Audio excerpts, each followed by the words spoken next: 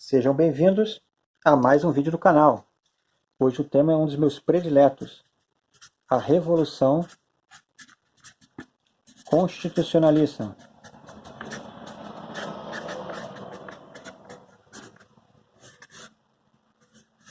Há um debate se foi revolução, mas há um consenso que foi para a Constituição. O Brasil era regido pela Constituição de 1891. Para entender a Revolução Paulista ou Constitucionalista, a gente tem que voltar no tempo, entender como funcionava o poder em São Paulo.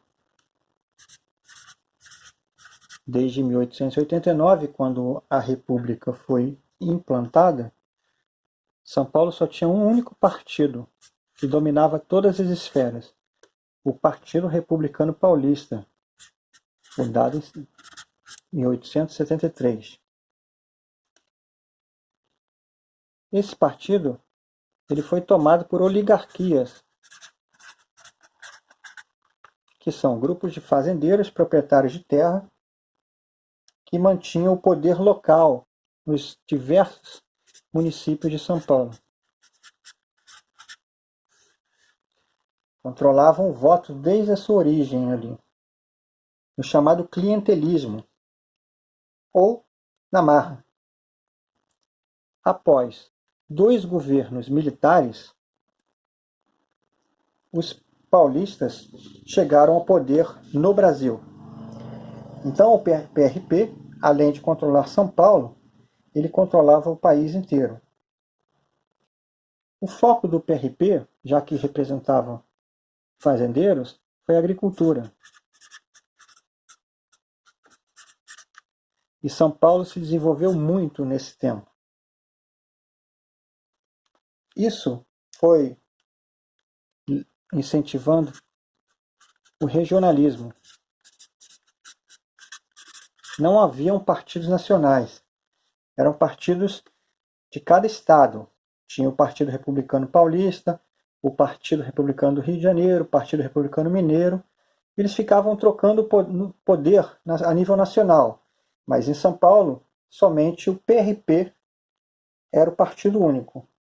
Isso até 1926, quando surge o Partido Democrático.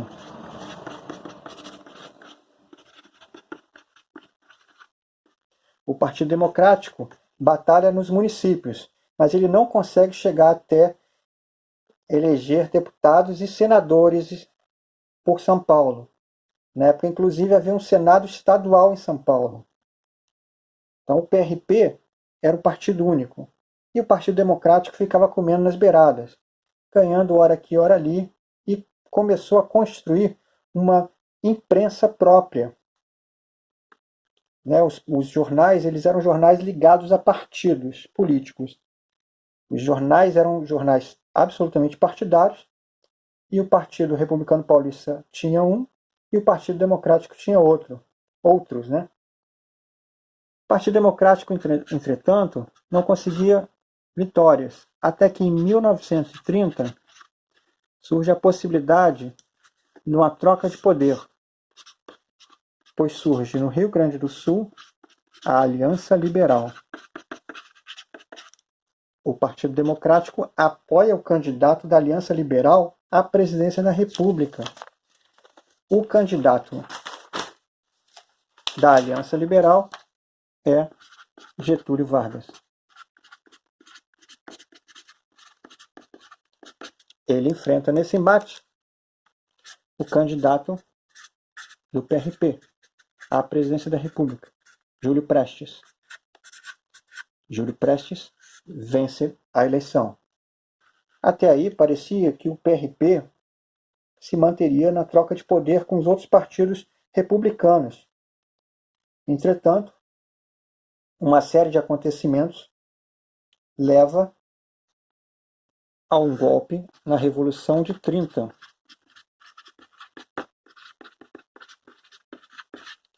O Partido Republicano sai do poder, alguns são exilados, o jornal deles é empastelado, significa que um grupo entrou lá e destruiu tudo, e eles perdem o poder em São Paulo. Perderam o poder no Brasil e perderam o poder em São Paulo. O Partido Democrático é afanado aqui por Getúlio Vargas. Todo mundo que estudou Getúlio Vargas sabe que Vargas é varguista. Ele tinha seus aliados. Lá em Minas Gerais surgiu a Legião Revolucionária.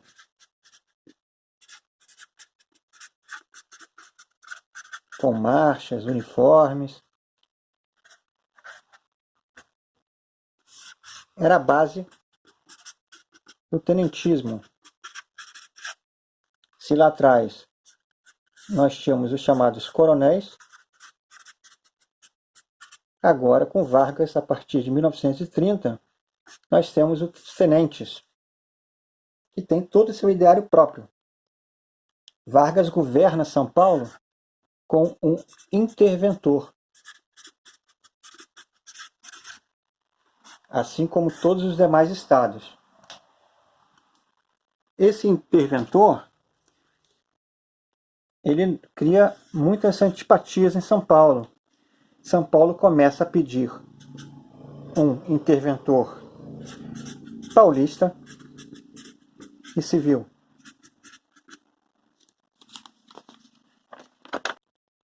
Essa situação leva ao impensável.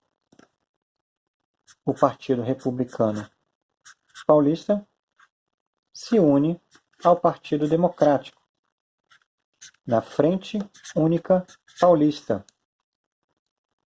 Essas manifestações, elas são cada vez mais virulentas, até se tornarem violentas e até levar à morte de 4 paulistas. Em um embate contra essa legião tenentista. Isso leva a um estado de guerra. São Paulo se prepara para enfrentar Getúlio Vargas. A alegação é que Vargas não governava com uma Constituição. Daí o nome constitucionalista. São Paulo prepara sua força pública. Entre elas é o que a gente conhece hoje como a Polícia Militar. Algumas unidades militares e muitos batalhões de voluntários.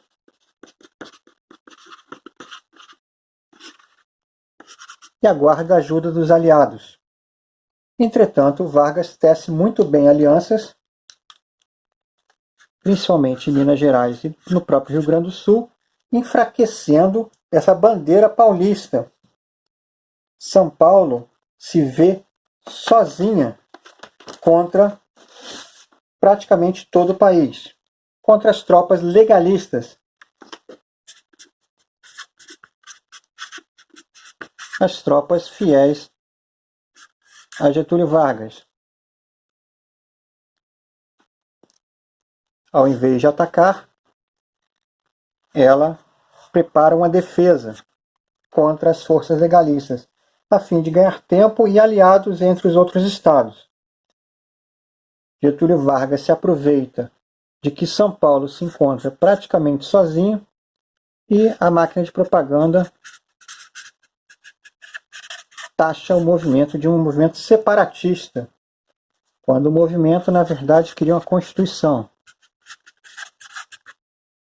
A antiga, de 1891, já estava ultrapassada e praticamente completamente ignorada por Getúlio Vargas.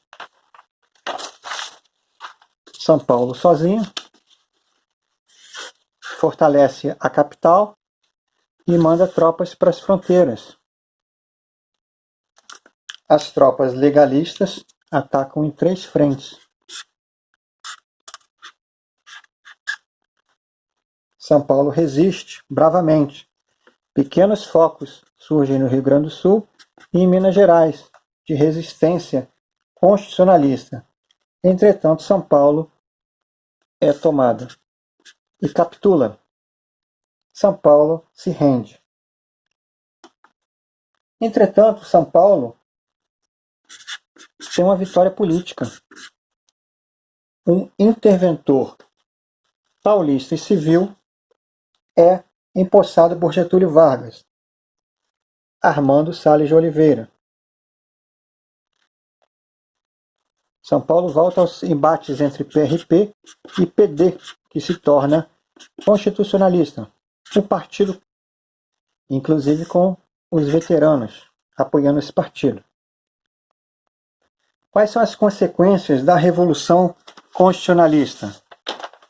A primeira consequência é, obviamente, uma Constituição.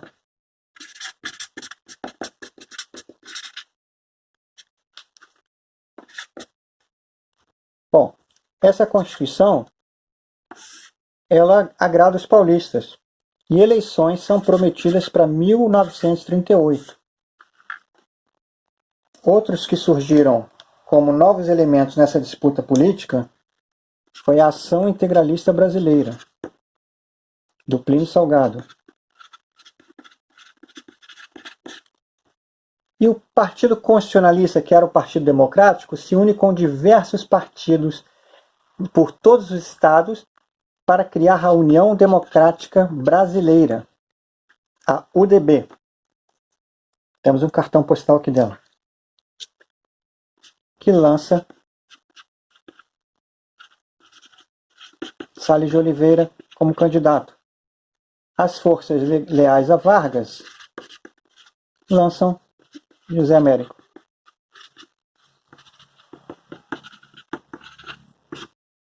São Paulo vê uma cisão novamente naquela frente única. O PRP sai dessa aliança, alegando que Salles de Oliveira estava mais preocupado com o seu próprio partido do que com a frente única. O partido apoia Vargas. Até que surge a Revolução de 1937, que implanta o Estado Novo, eliminando os concorrentes. Bom, pessoal, muito obrigado por assistirem. Foi bem resumido. Tchau.